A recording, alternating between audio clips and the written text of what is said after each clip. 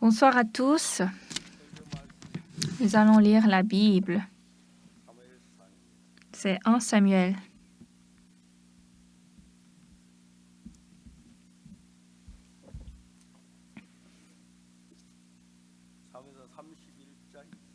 « 1 Samuel chapitre 31. Je vais lire à partir du verset 1. 1 Samuel chapitre 31 verset 1.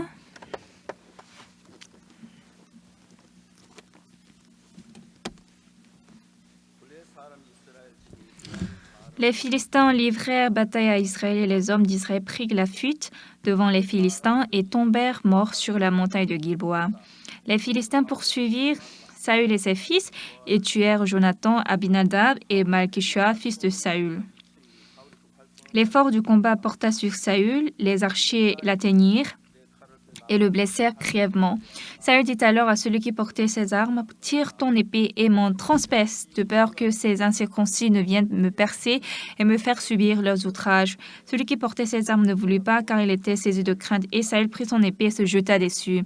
Celui qui portait les armes de Saül, le voyant mort, se jeta aussi sur son épée et mourut avec lui. Ainsi périrent en même temps dans cette journée Saül et ses 3 fils, celui qui portait ses armes et tous ses gens. Ceux d'Israël qui étaient de ce côté de la vallée et de ce côté du Jourdain, ayant vu que les hommes d'Israël s'enfuyaient et que Saül et ses fils étaient morts, abandonnèrent leur ville pour prendre aussi la fuite. Et les Philistins allèrent s'y établir. Le lendemain, les Philistins vinrent pour dépouiller les morts et ils trouvèrent Saül et ses 3 fils tombés sur la montagne de Gilboa. Ils coupèrent la tête de Saül et enlevèrent ses armes. Puis ils firent annoncer ces bonnes nouvelles par tout le pays des Philistins dans les maisons de leurs idoles et parmi le peuple. Ils mirent les armes de Saül dans la maison des Astartés et ils attachèrent son cadavre sur les murs de Beth-Shan. Lorsque les habitants de Jabès en Galaad apprirent comment les Philistins avaient traité Saül, tous les vaillants hommes se levèrent et, après avoir marché toute la nuit, ils arrachèrent des murs de Beth-Shan le cadavre de Saül et ceux de ses fils. Puis ils revinrent à Jabès où ils les brûlèrent. J'ai lu jusqu'au verset 12. Bonsoir à tous.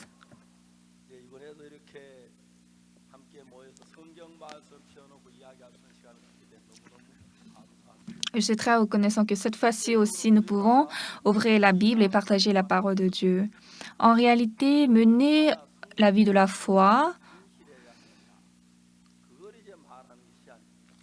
ça ne dit pas d'être fidèle ou bien d'être sincère.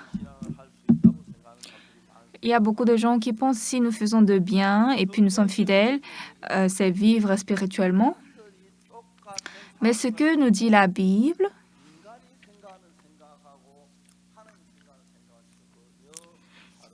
il y a le même cas, la même situation, et comment les hommes voient cette situation, et puis comment Dieu voit cette situation. Nous faisons de bien, nous faisons de travail pour les autres, nous aidons les gens. Peut-être on peut penser que c'est bien et c'est bon. Mais quand nous lisons toute la Bible entièrement, la Bible ne dit pas que c'est ça qui est spirituel. Quel est le résultat des hommes? Je suis désolée de dire, ce soir, aujourd'hui, vous tous ici, quiconque, nous sommes des hommes. Parmi nous, il y a des gens, plus bons que nous ou bien plus intelligents. Il y a certains qui parlent très bien l'anglais. La personne là, elle vient encore, mais comment elle parle bien l'anglais comme ça? Et puis, il y a des gens qui étudient très bien, qui ont une bonne mémoire. Mais tout ça, c'est dans le domaine des hommes. Mais au domaine de Dieu, au point de vue de Dieu, quand tu regardes les hommes, il n'y a pas de grande différence. Les hommes se ressemblent. Cependant, nous prions plus ardemment et puis nous lisons la Bible. Et puis, si nous sommes plus fidèles, est-ce que nous n'irons pas au ciel? Mais quand nous lisons la Bible profondément, moi, je ne peux pas. Moi, je suis très sale. Moi, je suis très méchant. j'ai beaucoup de péchés, il est tard pour moi d'aller au ciel. Notre cœur peut aller à ce point. Mais en réalité, ne connaissons pas bien ce monde de cœur. Nous croyons que si nous attendons un peu, la vie de la foi va se faire naturellement, mais non. Lorsque nous ouvrons la Bible et nous la lisons, si je prie, je suis un peu plus fidèle, si je suis bon. Non, ça c'est très loin de la vie de la foi. Pourquoi? Parce que les hommes sont plus tombés dans les moyens humains, sont plus tombés dans le péché, dans la méchanceté, plus que ce que nous pensons. Donc si je prie un peu plus, si je fais un peu plus de bien, si je suis un peu plus gentil, oui, on pense que si on fait un peu de bien petit à petit, un jour je vais atteindre le ciel. Mais si nous lisons la Bible, ce n'est jamais le cas. Par exemple, pourquoi Jésus est venu sur cette terre? Il est venu pour nous sauver du péché, n'est-ce pas?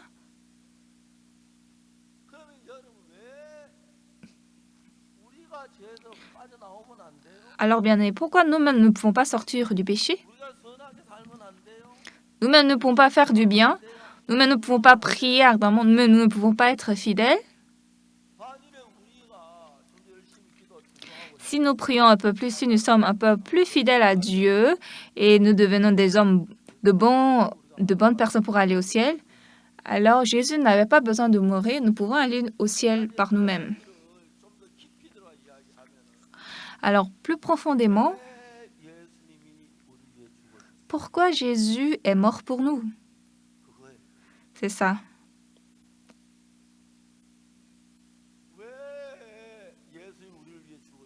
Pourquoi Jésus est mort pour nous? C'est très simple. Nous, les hommes, quoi qu'on fasse, déjà comme nous avons commis de péchés, par mes efforts ou bien par mon labeur, il n'y a personne qui peut aller au ciel. Si vous avez fait d'efforts et puis vous avez fait du bien, et là, avec ça, vous pouvez aller au ciel, Jésus n'avait pas besoin de mourir. Alors, dans la Bible, c'est pas que nous devons juste penser « Ah, Jésus est mort sur la croix pour notre péché ».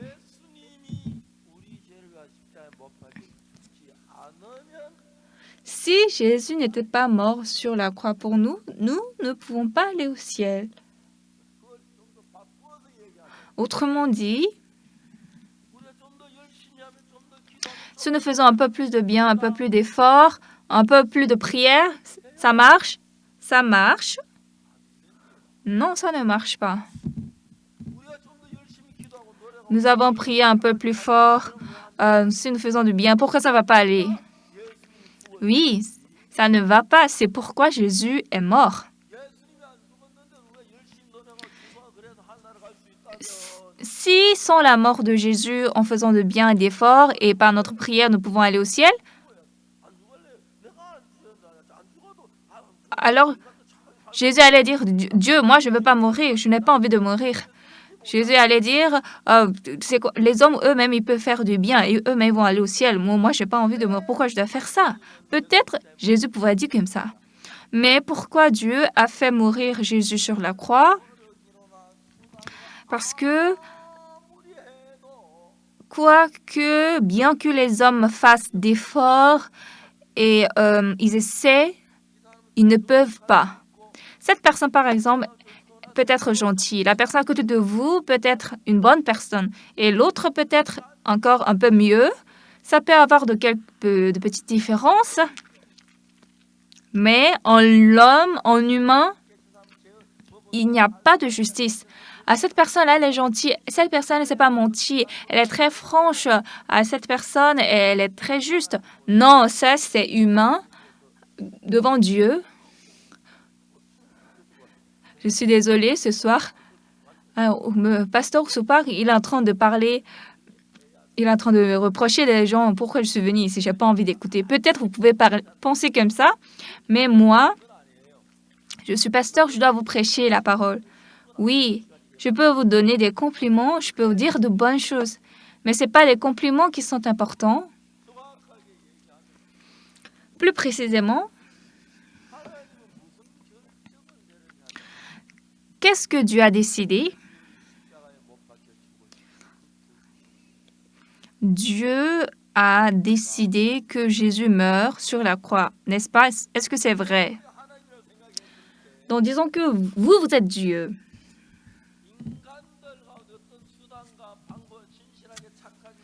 Parmi les hommes, s'il y a quelqu'un qui peut aller au ciel en croyant en Jésus très fermement, en priant, en faisant du bien, etc., alors est-ce que Dieu va crucifier Jésus?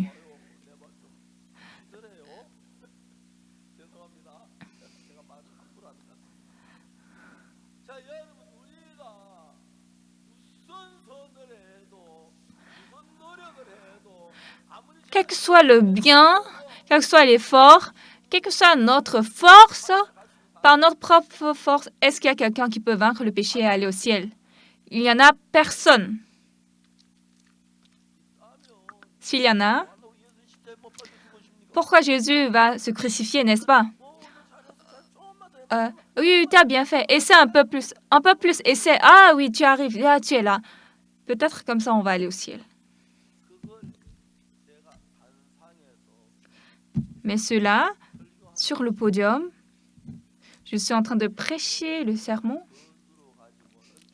Par notre effort ou par notre bien, personne ne peut aller au ciel. Est-ce que vous comprenez? Si avec nos efforts, nous pouvons aller au ciel, pourquoi Dieu va crucifier Jésus? Il va dire, ah, c'est bien, c'est ça, oui, oui, Oxupak, continue, ah, essaie un peu, ah, oui, très bien, et on va aller au ciel.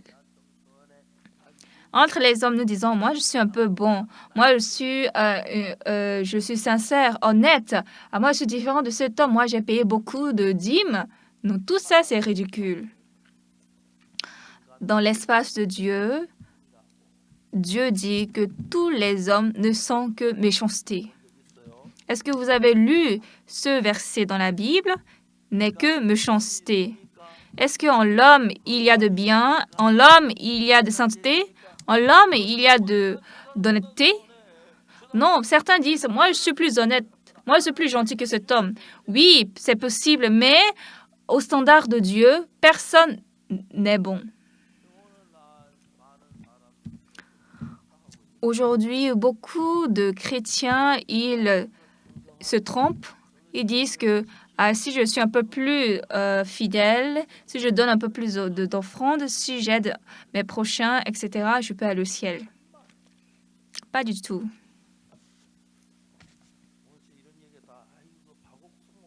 Ce soir, je ne sais pas si vous allez dire, Oxupak, qu'est-ce qu'il raconte? Je ne vais plus venir ici.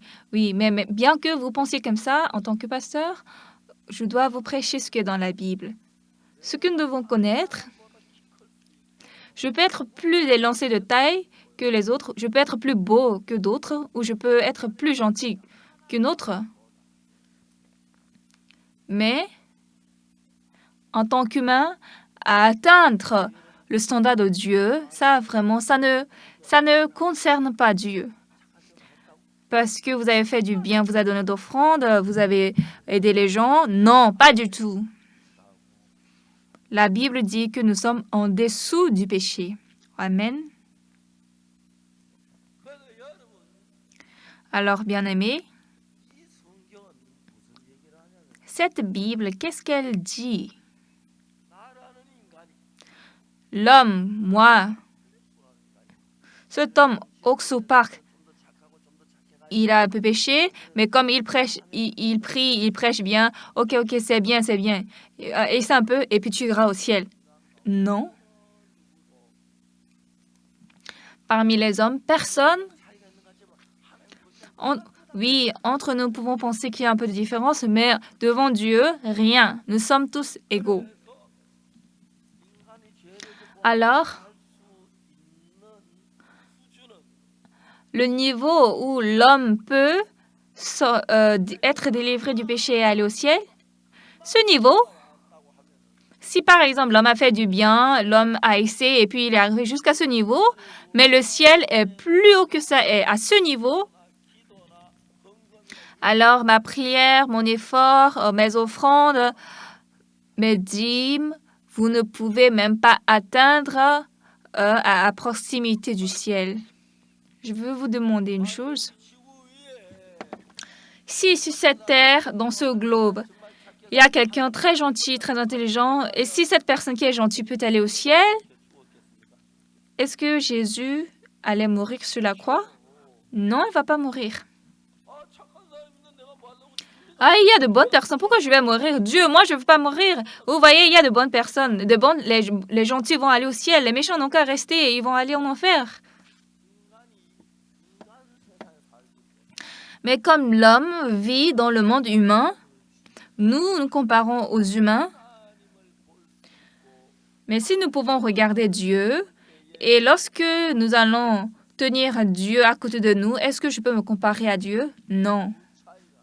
Parce qu'il y a trop de différences. Alors nous, les hommes, qu'est-ce que nous pensons? C'est pas que nous devons abandonner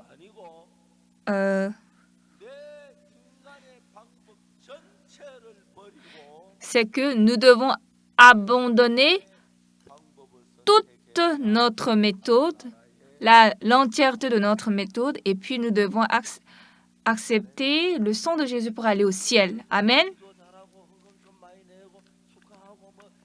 Vous êtes gentil, vous êtes bon, vous avez donné beaucoup d'offrandes, vous chantez, vous donnez de louanges. Ça, c'est très loin.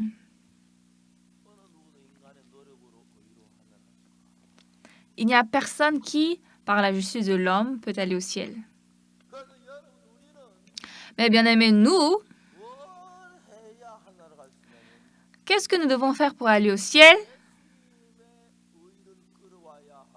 Nous devons attirer la justice de Dieu, de Jésus. Nous devons attirer la sainteté de Jésus. Et puis, nous devons amener la foi de Jésus. Et c'est avec... Je dois me changer totalement par Jésus pour aller au ciel. Ah, ce pasteur Ousupak, qu'est-ce qu'il dit dans son sermon? Si c'est ça, je vais aller en enfer, mieux d'aller en enfer. Peut-être que certains peuvent penser comme ça.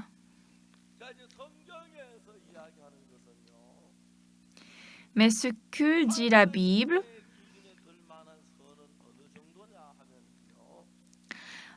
quel est le niveau de Dieu? Quel est le standard de Dieu? Ça n'a pas besoin d'être 1000 fois, 10 000 fois. Non. Vous pouvez monter au standard de Dieu si vous êtes bon comme Dieu. N'est-ce pas? Par exemple, si vous vivez avec des cochons, ça n'a pas de sens, n'est-ce pas? Même si vous lavez bien le cochon, même si vous utilisez de savon américain, ils brossent les dents, etc., les cochons ne peuvent pas devenir les hommes, n'est-ce pas? Je suis désolée. Peut-être si nous comparons nous et Dieu, c'est comme nous avec des cochons. Oui, vous connaissez bien la Bible, vous êtes gentil, vous êtes bon. Tout ça, c'est inutile. Une chose qui est claire, à part Dieu, pourquoi Dieu a envoyé Jésus sur cette terre? Parce que les meilleurs, les plus bons au monde, par exemple, les plus bons au monde, ces bonnes personnes, on les a mis en couple et puis ils ont enfanté des enfants. Même si on fait comme ça, l'homme ne peut jamais être bon. C'est pourquoi Dieu a envoyé Jésus. Vous comprenez? Alors ce soir, ce que nous devons penser, quoi qu'on fasse, par notre effort ou par notre labeur, il n'y a personne qui peut aller au ciel avec ça. Alors Dieu, il y a la dernière méthode. Quelle est cette méthode? Alors lorsqu'on a laissé les gens comme ça sur cette terre, Il y a combien de personnes qui peuvent aller au ciel? Il n'y avait personne. Qui peut aller au ciel à part Jésus? Il n'y a que Jésus. Amen. Ce soir, peut-être vous pouvez vous énerver. Tupac, c'est quoi? Il est qui? Et il rend tous les hommes pécheurs. Non, mais c'est ça qui est vrai. Si votre cœur n'est pas comme ça, vous devez tous changer votre cœur ce soir. En nous, il n'y a que de méchanceté, de saleté. Notre cœur est vil et pécheur. C'est pourquoi Dieu a voulu donner la rémission des péchés aux hommes et créer un nouveau monde. Et la personne qui est apte pour ça, il n'y avait que Jésus-Christ. Alors, bien-aimés, s'il n'y a que Jésus, est-ce qu'à nous de beaucoup prier? Donc, si nous nous repentons, ça va. Si nous nous repentons beaucoup, alors nous serons bons? Non. Dans ce cas, Jésus-Christ n'avait pas besoin de venir. Amen. Si par ces moyens, nous pouvons aller au ciel, pourquoi Jésus va venir sur cette terre? Nous allons aller au ciel comme ça. Mais quel que soit notre geste, quelle que soit notre action, nous ne pouvons jamais aller au ciel. C'est pourquoi Dieu a envoyé Jésus sur cette terre. Amen. Donc, si je suis un peu mieux, je suis gentil, je lis beaucoup la Bible, je connais beaucoup la Bible, je dois m'abandonner entièrement et devenir Jésus. En d'autres termes,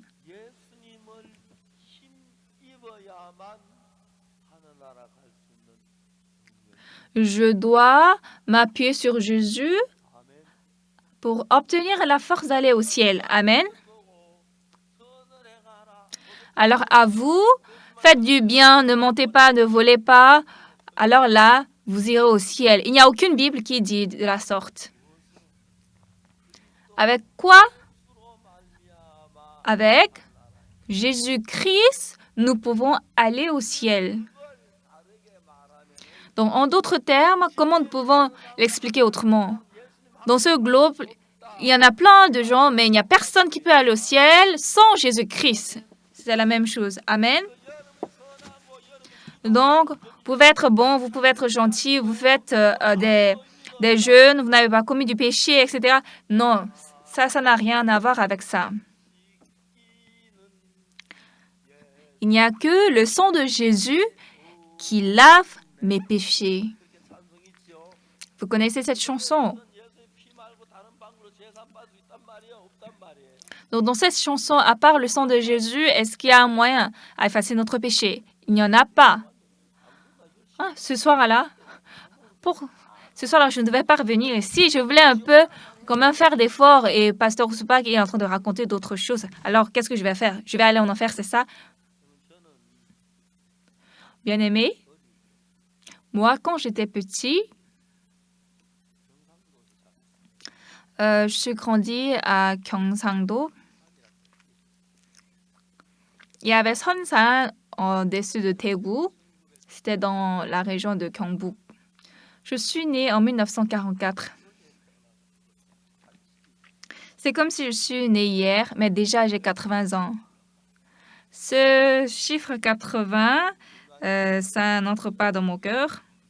Mais je suis en forme et puis je cours, je vais dans beaucoup de pays dans le monde pour prêcher la parole.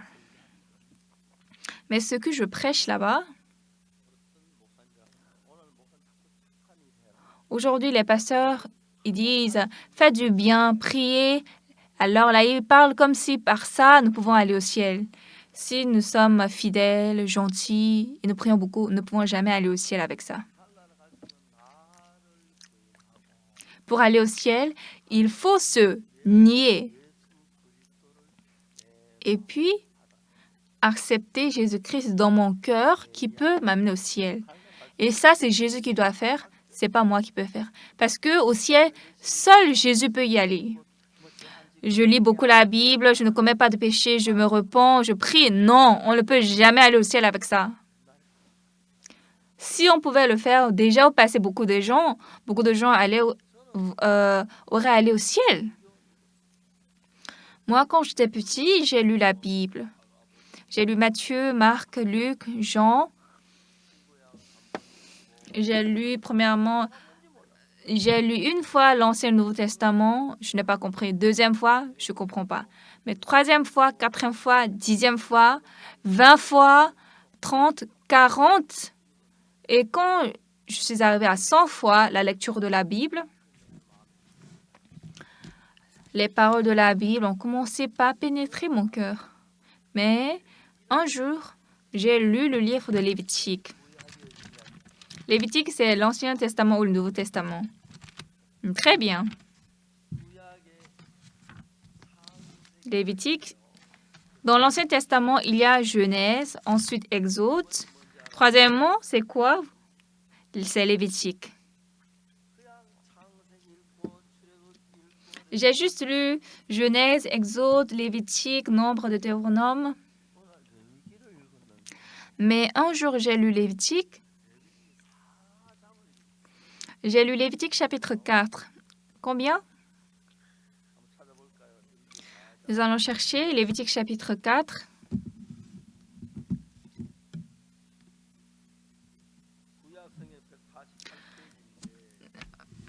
C'est 148 pages dans l'Ancien Testament. Lévitique 4, je vais lire à partir du verset 1.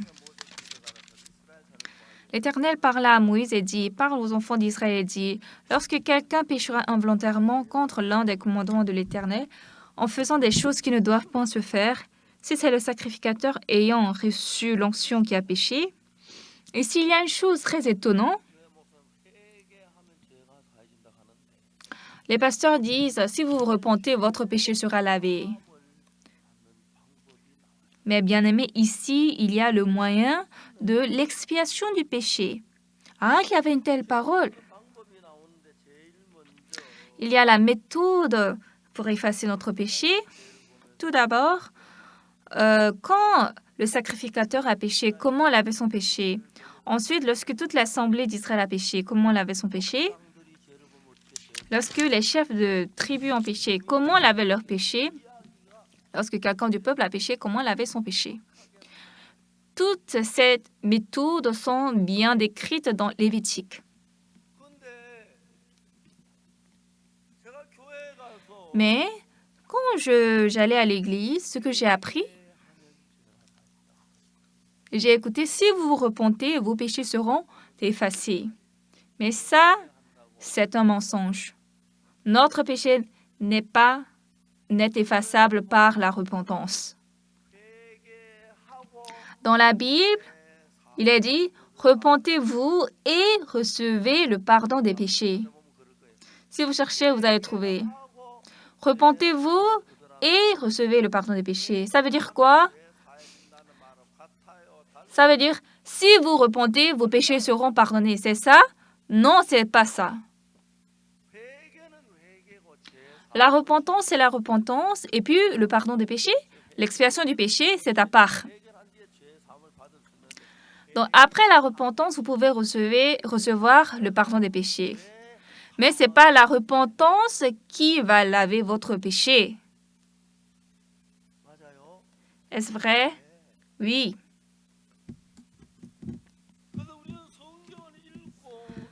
Donc, nous avons lu la Bible. J'ai lu la Bible encore et encore à propos de l'expiation du péché.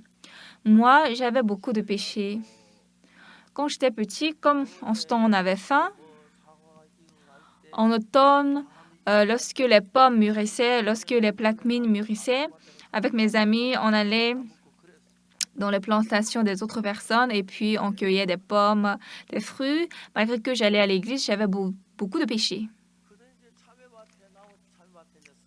Et donc, quand j'allais dans le champ de melons jaunes des autres, je ressentais un peu de remords. Les autres amis, eux, n'ont pas de remords. Ils piétinent comme ça le champ et puis ils prennent, comment dirais-je, ils prennent un morceau et puis jettent. Mais vous savez, quand vous piétinez sur les tiges de melon jaune, ils vont mourir. C'est pourquoi je suis un bon voleur. Je marchais doucement, je ne piétinais pas les tiges. Et puis, je ne cueillais pas, je n'enlevais pas n'importe quel melon jaune. D'abord, je sens l'odeur. Et puis, si c'est une odeur un peu qui est mûre, alors c'est ça seulement que je prenais. Et puis, je sortais doucement. Alors là, le patron va dire, je suis gentil, n'est-ce pas? Dans tous les cas, comparé à mes autres amis qui piétinent n'importe comment, moi, je suis une bonne personne, n'est-ce pas? Parce que je crois à Jésus, donc je n'ai pas piétiné la tige.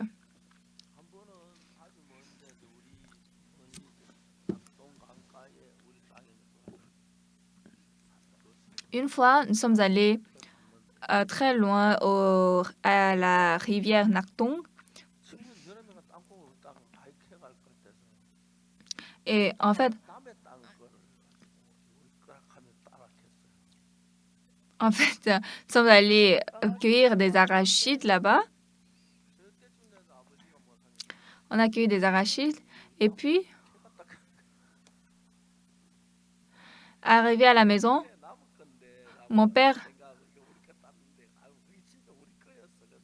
a dit, qui a pris nos arachides? Qui est venu dans notre champ? Je croyais que c'était le champ d'autrui, mais c'était le champ de mon père. Dans tous les cas, commençant par ce petit vol, en tout cas, on a volé des fruits comme ça.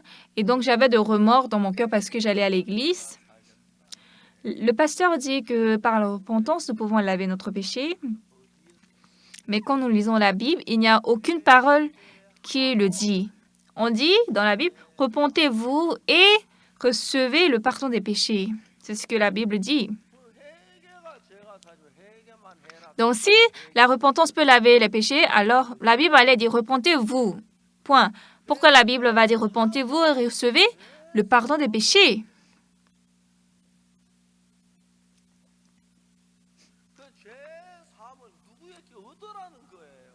Recevoir de quelqu'un. C'est pas moi qui peux effacer les péchés, n'est-ce pas? Qui peut laver son péché? Personne. Repentez-vous et recevez le pardon des péchés. Donc, j'ai lu la Bible. Alors, dans la Bible, comment Dieu a lavé notre péché? Il a envoyé Jésus sur cette terre. Ça, c'est juste, n'est-ce pas? Jésus n'est pas venu sur cette terre au hasard. Il n'a pas fait quelque chose. Tout simplement, d'abord, il faut transmettre le péché du monde à Jésus.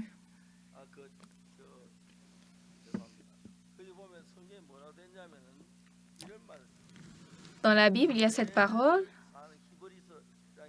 C'est dans Hébreux chapitre 10. On nous parle de la méthode de transgression, l'expiation des péchés. En effet, la loi qui possède une nombre des biens à venir, etc. Et quand on descend, Jésus-Christ va venir sur cette terre qui va mourir sur la croix. Il va recevoir la punition à notre place. Et quand Jésus est crucifié, en ce temps, notre péché est effacé. Amen. Dans Hébreux 10, verset 10, c'est en vertu de cette volonté que nous sommes sanctifiés par l'offrande du corps de Jésus-Christ une fois pour toutes.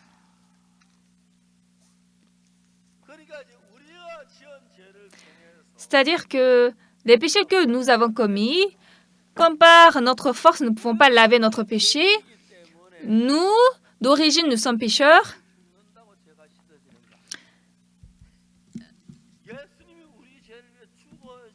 C'est pas par ma propre mort que je peux effacer mes péchés. Jésus doit mourir à ma place et quand il a fini de laver notre péché, moi, j'accepte cette vérité par la foi dans mon cœur. C'est ça, l'expiation du péché. Alors là, Jean a dit quoi en regardant Jésus? Quand Jésus est arrivé au fleuve Jourdain, il a rencontré Jésus, n'est-ce pas? Jésus a demandé à Jean de le baptiser Et puis Jean a dit, non, j'ai besoin d'être baptisé par toi et tu viens à moi parce que tu es fils de Dieu. Mais Jésus a dit, laisse faire maintenant car il est convenable que nous accomplissions ainsi tout ce qui est juste. Dans ce temps, ce n'est pas Jésus qui a baptisé Jean-Baptiste, mais Jean-Baptiste a baptisé Jésus.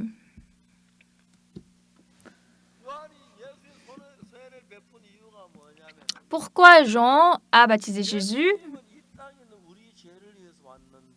Jésus est venu sur cette terre pour notre péché. Et Jésus n'est pas mort juste... Jésus n'est pas mort tout vaguement. Il doit d'abord recevoir le péché du monde entier pour effacer cela sur la croix, n'est-ce pas? C'est pourquoi Jean-Baptiste a d'abord baptisé, il a déposé ses mains sur la tête de Jésus. Donc Jésus est allé au fleuve Jourdain pour être baptisé par Jean. Et donc Jean-Baptiste a dit, non, mais il est fils de Dieu. Non, il a refusé. C'est moi qui ai besoin d'être baptisé par toi et tu viens à moi. Il a refusé. Mais qu'est-ce que Jésus a dit? Laisse faire maintenant. Car il est convenable que nous accomplissions ainsi tout ce qui est juste. Est-ce que vous comprenez? Vous comprenez?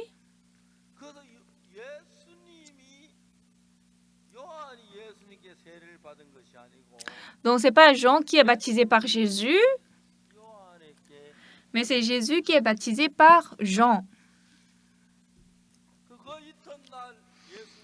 Donc, le lendemain, en voyant Jésus qui vient à lui, qu'est-ce que Jean a dit? Voici l'agneau de Dieu qui ôte le péché du monde. Amen. En ce temps, quand Jean-Baptiste a baptisé la tête de Jésus, c'était l'étape pour transmettre, pour faire passer le péché du monde à Jésus-Christ. Donc en ce temps, tous nos péchés sont allés à Jésus. C'est ça, n'est-ce pas? Et puis Jésus, il a ôté tout notre péché. Il a été crucifié sur la croix. Est-ce que c'est ça? Alors maintenant, que devons-nous faire? Nous avons beaucoup de péchés et nous-mêmes, nous ne pouvons pas laver notre péché. Mais comme Jésus est mort à notre place, donc il est mort sur la croix et nos péchés sont effacés. Donc par la mort de Jésus à la croix, en ce moment, tous nos péchés ont été effacés. Il faut seulement croire cela dans notre cœur. C'est pour cette raison, le lendemain du baptême, Jean-Baptiste a dit quoi? Voici l'agneau de Dieu qui ôte le péché du monde. Pourquoi? Parce qu'hier, quand Jean-Baptiste avait baptisé la tête de Jésus, le péché du monde est passé à Jésus-Christ. Amen. Donc Jésus étant crucifié et mort sur la croix. En ce temps, la mort de Jésus sur la croix était... Jésus a été châtié pour tous les péchés du monde, de l'homme. Amen. C'est dans ce temps que nos péchés ont été expiés. Amen. Alors nous, Jésus est mort sur la croix et puis cette vérité-là, nous devons accepter ça par la foi dans notre cœur. Moi, j'ai beaucoup de péchés, donc je dois être puni, je dois être maudit. Mais Jésus est venu sur cette terre, il est mort sur la croix pour moi. En ce temps, mes péchés sont terminés. Amen. Amen. Une fois, je suis allée en Afrique.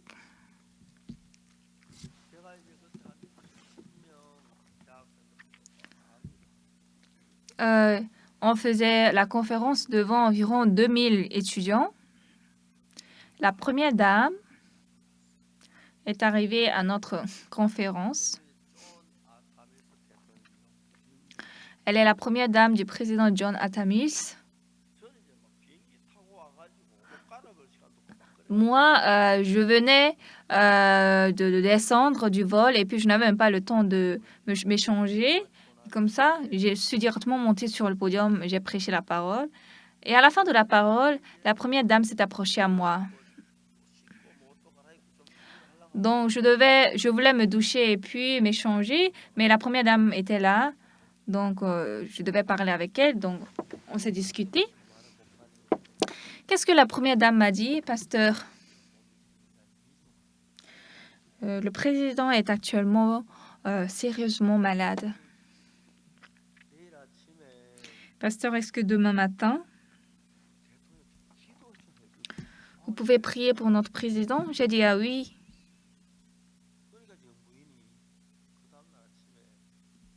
Donc la première dame, le lendemain matin, nous a envoyé un véhicule et je suis montée dans ce véhicule. Et nous sommes allés rencontrer le président John Atta Mills. Ce président était né en 1944 et puis il a le même âge que moi, mais je suis née 10 jours avant lui. Donc, qu'est-ce que le président m'a dit?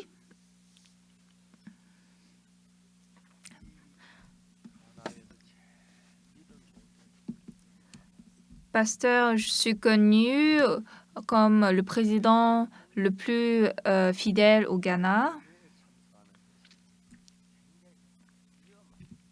En tant que président, assister au culte de dimanche, c'est très dangereux. Tous les agents de sécurité le détestent parce que il peut avoir un problème à tout temps. Mais moi, j'étais très régulier au culte.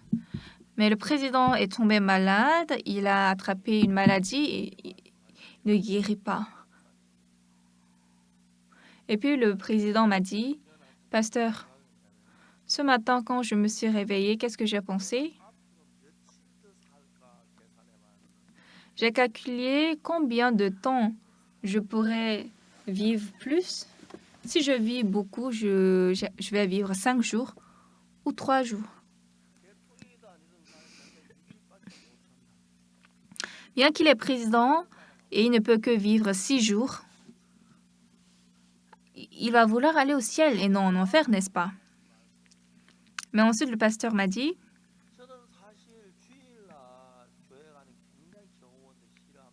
en réalité, la sécurité déteste gravement que je vais au culte de dimanche et dimanche. Parce que là-bas, comme il y a la foule, on peut assassiner à n'importe quand. Cependant, j'ai été très fidèle au culte. Mais le président m'a dit, pasteur, j'ai aussi du péché.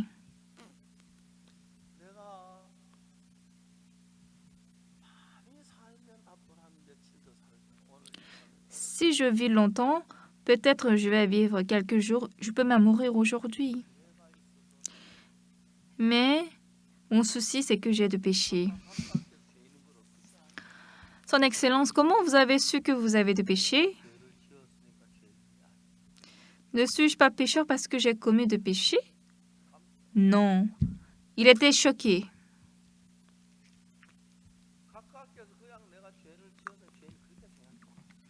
Son Excellence, ne pensez pas vous êtes pécheur parce que vous avez commis du péché, mais vous devez chercher ça dans la Bible. Dans la Bible, par la mort de Jésus sur la croix, nos péchés ne sont-ils pas effacés? Son Excellence, oui, c'est ça. Donc, Son Excellence, maintenant, vous êtes propre? Non, je suis pécheur. C'est pourquoi je dis cela. Donc, je l'ai expliqué. À partir de maintenant, Son Excellence, abandonnez toute votre pensée et veuillez écouter la parole de la Bible que je vous prêche. Car tous ont péché et sont privés de la gloire de Dieu, et ils sont gratuitement justifiés par sa grâce, par le moyen de la rédemption qui est en Jésus-Christ.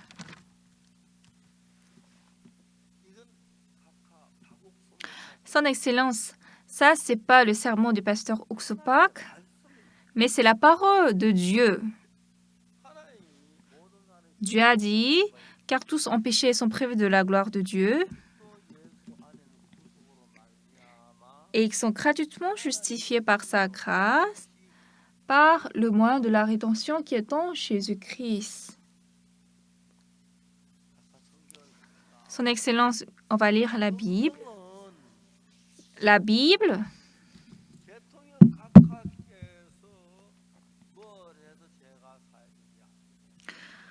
votre péché n'est pas effacé par votre œuvre, mais Jésus, Fils de Dieu, est venu sur cette terre et Jésus a été crucifié pour vous, Son Excellence. Et c'est en ce moment que tous nos péchés sont effacés. C'est ce que dit la Bible, n'est-ce pas?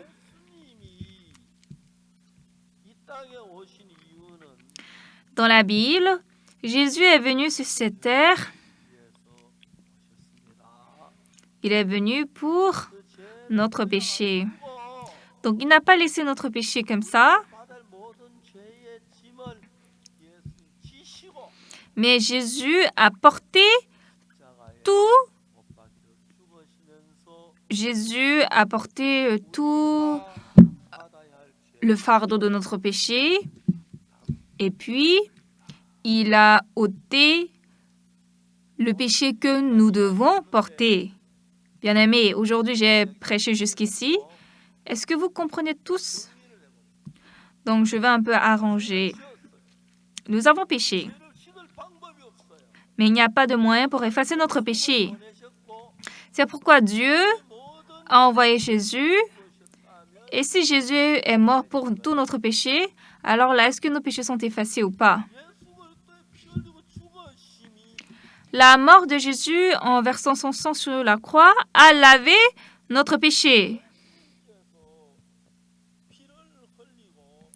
Jésus a versé son sang et puis il est mort sur la croix. Jésus a versé son sang pour notre péché. C'est pas Jésus qui avait de péché pour mourir sur la croix, mais Jésus a versé son sang à notre place, n'est-ce pas? Et sur la croix, Jésus a dit, tout est accompli. Qu'est-ce qui est tout accompli? Il a accompli toute sa volonté. Alors, si Jésus est mort sur la croix pour notre péché, est-ce que notre péché est effacé ou pas? Combien de fois proprement notre péché a été effacé? 60%? 100% s'est effacé, n'est-ce pas? Une autre question. Mais pourquoi aujourd'hui toutes les églises disent que nous sommes pécheurs? Jésus est mort pour notre péché. Répondez.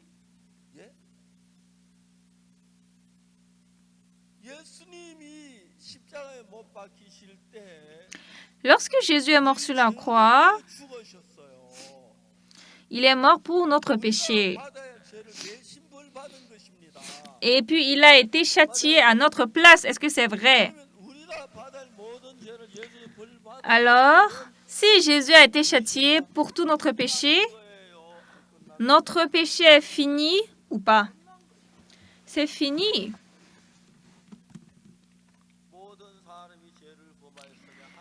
Car tous ont péché et sont privés de la gloire de Dieu.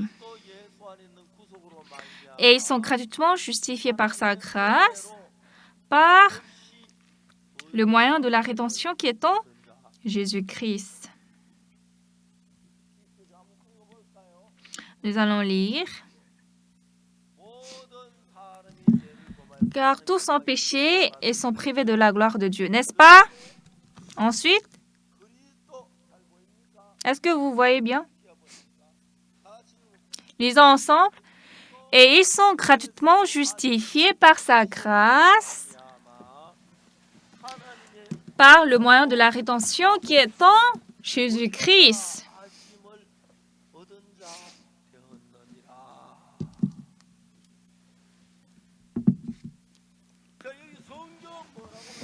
Que dit la Bible? gratuitement par la grâce de Dieu.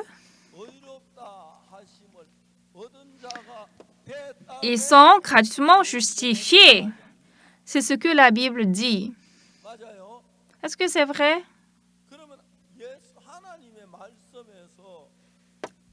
Alors, dans la parole de Dieu, il a dit tous ont péché et sont privés de la gloire de Dieu. Et ils sont gratuitement justifiés par sa grâce, par le moyen de la rédemption qui est en Jésus-Christ. Être justifié veut dire il n'y a pas de péché. Comme Jésus a été crucifié, il est mort pour notre péché. C'est pas parce que Jésus avait de péché qu'il est mort. Jésus est mort sur la croix à la place de nous, à notre place pour notre péché. Donc, nous sommes gratuitement justifiés. Alors là, est-ce que vous avez de péché ou pas?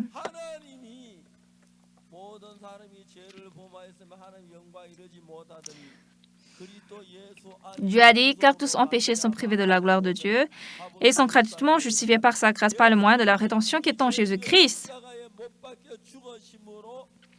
Alors, comme Jésus-Christ, il a été châtié et il est mort pour nous, maintenant Dieu dit, ah, vous, les hommes, vous êtes maintenant lavés, vous êtes propres, vous n'avez pas de péché. Alors, qu'est-ce que Dieu a dit? Dieu a dit, vous êtes justes, vous êtes gratuitement justifiés, vous êtes saints. Donc, est-ce que vous êtes pécheurs? N'essayez pas de faire quelque chose, mais la parole de Dieu,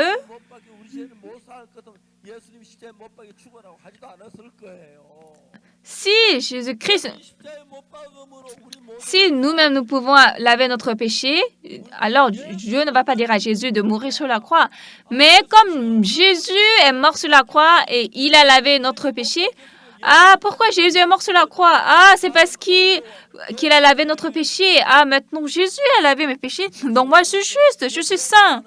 Tu as des péchés? Oui, j'ai beaucoup de péchés. Même maintenant, j'ai beaucoup de péchés. Mais Jésus a lavé, Jésus a tout lavé. Or, moi, je n'ai que de péchés.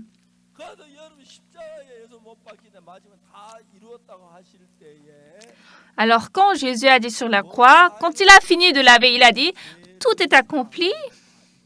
Qu'est-ce qu'il a accompli? Il a accompli de laver tout notre péché. Donc, la mort de Jésus à la croix, son châtiment a lavé tout notre péché. C'est ça.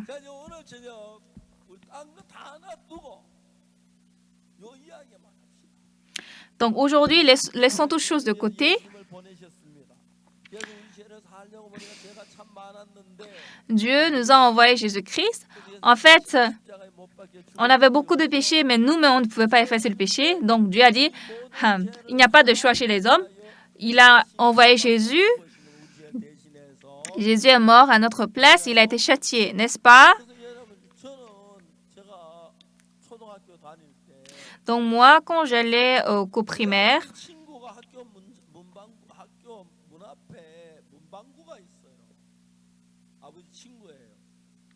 mon père avait son ami qui avait une boutique à côté de notre école.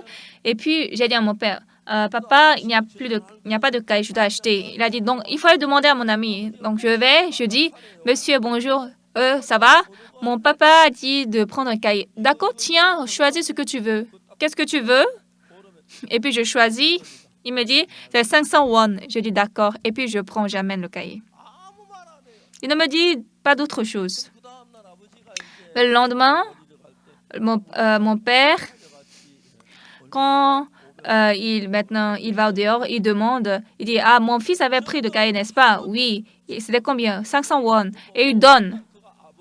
Donc, je n'ai jamais payé le prix du cahier moi-même. C'est mon père qui a payé après. Il a tout remboursé à son ami. Vous comprenez? Donc, est-ce que j'ai de dettes? C'est ce que Jésus a fait. Comme il a lavé tout notre péché, il a été châtié à notre place. Amen. Donc, si Jésus a été châtié pour votre péché, Alors, il est vrai que mes péchés sont pardonnés. Dites Amen. Êtes-vous pécheur? Non. Dans Hébreux 10, verset 10, qu'est-ce qu'il est dit? Est-ce que vous voyez? Nous allons lire ensemble. C'est en vertu de cette volonté que nous sommes sanctifiés par l'offrande du corps de Jésus-Christ une fois pour toutes.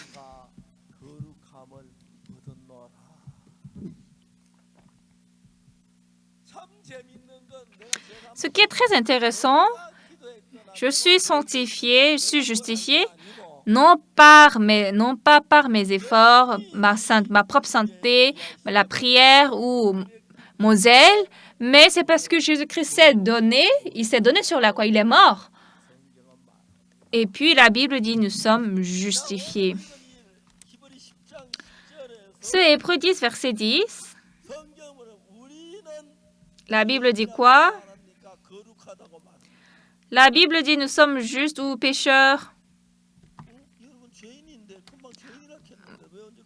Vous êtes pécheur, n'est-ce pas? Vous avez dit que vous êtes pécheur tout à l'heure. Quand est-ce que vous êtes sanctifié? Oui, vous êtes pécheur. Mais si Jésus est mort pour mes péchés, je ne suis plus pécheur. Je suis sanctifié. Amen. À travers Jésus-Christ. Nous parlons de ça. Nous parlons de cette foi. Aujourd'hui, dans beaucoup d'églises, les gens qui vont à l'église 20 ans, 30 ans, ils sont toujours pécheurs. Et puis, arrivés à leur mort, ils tremblent de peur en mourant à cause du péché. Pourquoi? C'est parce que 2000 ans passés, quand Jésus est mort sur la croix pour notre péché, en ce temps, tous nos péchés sont passés à Jésus-Christ. Et puis, la Bible dit, nous sommes sanctifiés. C'est pas moi qui avais fait quelque chose, mais c'est parce que Jésus a fait à ma place. Une fois quand je vivais à Daegu,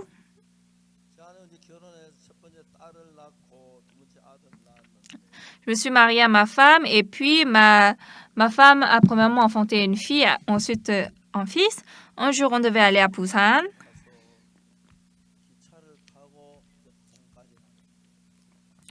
Et puis, de Daegu, on devait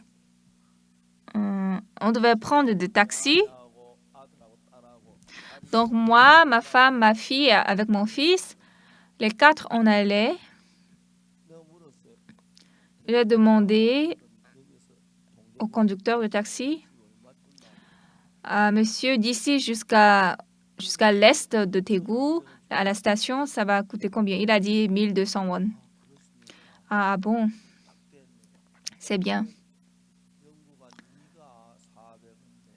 Donc, Yongguk, à mon fils, toi, tu vas payer 400 won. Ta consoeur va payer 400. Maman va payer 400. Moi aussi, je vais payer 400. Ça reste?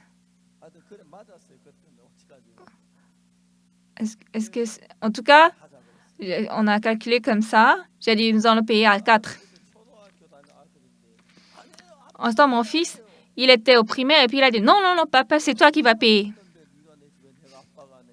Non, c'est toi qui es monté au taxi. Pourquoi je dois payer pour toi? Non. Papa, toi, tu es notre papa. C'est ça, c'est vrai, n'est-ce pas? Bien sûr, c'est moi qui dois payer. Mon fils n'avait pas de l'argent. C'était juste une blague. Oui. C'est mon fils et il est encore jeune. Il n'a pas d'argent. Je ne vais pas leur dire, donc vous allez marcher, moi, je vais prendre du taxi, n'est-ce pas? Jésus aussi, c'est la même chose. Jésus a payé tout notre péché. Quand nous prenons du taxi ou bien quand nous mangeons, c'est les parents qui paient, n'est-ce pas? Même le Père peut payer comme ça. Et Jésus est envoyé par Dieu parce que Dieu nous a tant aimés. Et quand Jésus a été crucifié sur la croix, il est mort pour tout notre péché. Donc, dans tous les cas, quel que soit le péché que vous aviez commis, Dieu a déjà résolu. Amen. Alors, qu'est-ce que nous devons faire? Nous devons croire. Ah, Jésus a lavé tous mes péchés.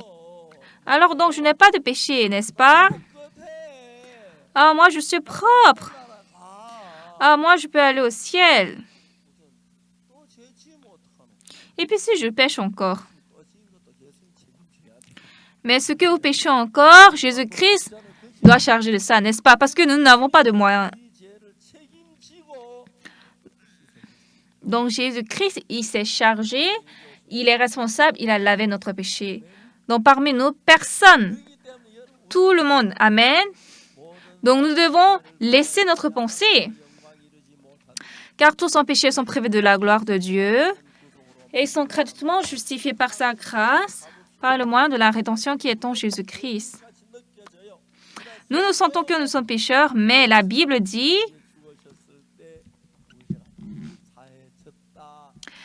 que quand Jésus est mort sur la croix, tous nos péchés ont été effacés. Il y a des gens qui prient, ils disent « Seigneur, je suis pécheur » dès l'aube du matin, ils prient en pleurant. Il y a des gens qui se repentent, mais c'est parce qu'ils ne connaissent pas exactement que Jésus a effacé leurs péchés. Peut-être ils peuvent aller au ciel, aller en enfer. Je ne suis pas encore allée en enfer, je ne les ai pas vus. Mais qu'est-ce que nous devons croire? J'ai péché, mais par mes propres méthodes, je ne peux pas laver mes péchés. Mais Dieu a envoyé Jésus sur cette terre et Jésus a lavé notre péché plus blanc que la neige.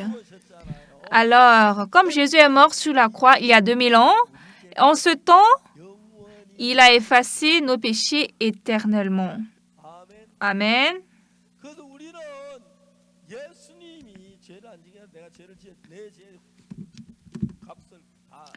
Donc Jésus, comme il a déjà accompli, il a payé le prix, donc je deviens alors l'enfant de Dieu, je deviens l'enfant de Dieu tout saint. Ne dites pas, oh Seigneur, je suis pécheur. Nous avons péché, mais Jésus est mort sur la croix et puis il a lavé mon péché. Alors moi, je n'ai pas de péché, parce que c'est lavé plus blanc que la neige. Nous devons croire comme ça. Et chacun de vous, Dieu vous a rendu juste et propre. Mais si vous dites continuellement, je suis pécheur, je dois aller en enfer, alors Dieu va dire, ok, va en enfer. Ne parlez pas comme ça. Non, Dieu, j'avais beaucoup de péchés, mais comme tu es mort sur la croix pour mes péchés, donc maintenant, je n'ai plus de péchés. Croire comme ça est la vraie foi.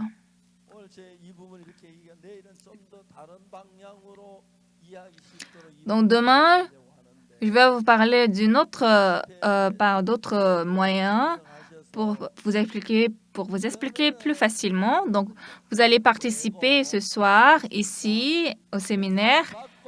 Maintenant, nous allons terminer notre péché, d'accord? Vous allez recevoir le pardon des péchés et puis, en louant le Seigneur au reste de votre vie, j'espère que vous allez au ciel en volant et étant très heureux. Aujourd'hui, je vous ai déjà beaucoup parlé, mais en conclusion, nous ne pouvons rien faire pour effacer notre péché. Amen. Mais par la mort de Jésus que Dieu a envoyé, tous nos péchés ont été lavés. Car tous ont péché et sont privés de la gloire de Dieu. Et ils sont gratuitement justifiés par sa grâce, par le moyen de la rédemption qui est en Jésus-Christ. Il y a très longtemps, j'ai gardé ça par cœur, ces versets de la Bible. Et puis, bien aimés, dans le monde entier, il y en a de nombreuses églises qui disent que ça, c'est la vérité. Et puis, ces églises suivent cette parole. Mais les Coréens qui ne me connaissent pas bien, qui disent que je suis hérétique, maintenant, ils n'en disent pas beaucoup. Avant, beaucoup de gens disaient qu'on est hérétique. Mais une chose qui est claire, une chose que je crois fermement, j'avais beaucoup de péchés. Mais quel que soit mon péché, lorsque Jésus est mort sur la croix, en ce moment, mes péchés ont été effacés. Et quand je crois ça, ça devient le mien. Cependant, si vous continuez à dire que vous êtes pécheur, vous êtes donc toujours pécheur. Mais quand par la foi, acceptez dans votre cœur, je suis justifié. Ah, Jésus est mort sur la croix, il a déjà fini, il a terminé. Dieu dit, je suis saint. Parlez comme ça, d'accord? Et puis au reste de votre vie, Vous allez vivre heureusement après avoir reçu le pardon des péchés.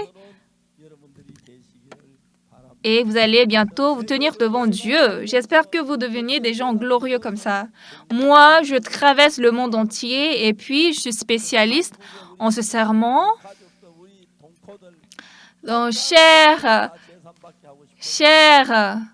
citoyens, chers Coréens, mes compagnons, je voudrais que vous tous écoutez cet évangile et vous tous receviez le pardon des péchés. Et demain aussi, je vais vous expliquer continuellement, plus facilement par d'autres méthodes. Aujourd'hui, beaucoup de gens sont arrivés et ce gymnase est très bon, une bonne place pour nous. Et je suis très reconnaissant que vous écoutiez la parole. Mais ce qui est le plus important, c'est que Jésus a lavé votre péché sur la croix et vous devez croire ça. Amen. Vous croyez que Jésus a lavé votre péché? Ceux qui croient, levez la main. Amen. Dieu sera très content. Oui, mon fils, c'est ça. Je suis venu, j'ai envoyé Jésus pour effacer ton péché. Déjà 2000 ans ont passé. Tu es propre. Tes péchés sont totalement tout effacés. Donc, bien-aimés, vivez avec force jusqu'au reste de votre vie et vous irez au ciel avec de très grandes joies et très grandes bénédictions. Demain, je vais continuer pendant cette semaine, pendant quelques jours. Je vais vous expliquer en détail à propos de l'Évangile. Nous tous, nous allons recevoir le pardon des péchés et tenir devant Dieu par la joie. Nous allons prier. Père Dieu, très saint, nous prions devant toi. Nous avons beaucoup de péchés. Chaque fois, nous avons de honte devant toi et puis on ne pouvait pas enlever cette pensée qui disait que nous sommes pécheurs. Mais Seigneur Dieu, tu nous as aimés. Jésus, tu as été crucifié à notre place et tu as reçu tous les châtiments de notre péché. Nous sommes devenus des gens justes et saints. Ce soir, nous tous ici, que par la parole de Dieu, te demandons qu'on reçoive le pardon des péchés et te demandons que nous tenions devant Jésus. Dieu bénis-nous et faites que notre famille toute soit bénie et vit heureusement jusqu'à la fin de la vie. Nous te demandons que nous puissions tenir devant toi bientôt. Et Seigneur, merci beaucoup. Nous te demandons que tous les gens qui viennent ici reçoivent le salut et qu'ils retournent avec un cœur clair et brillant. Merci. Nous avons prié au nom de Jésus-Christ. Amen. Merci beaucoup à tous.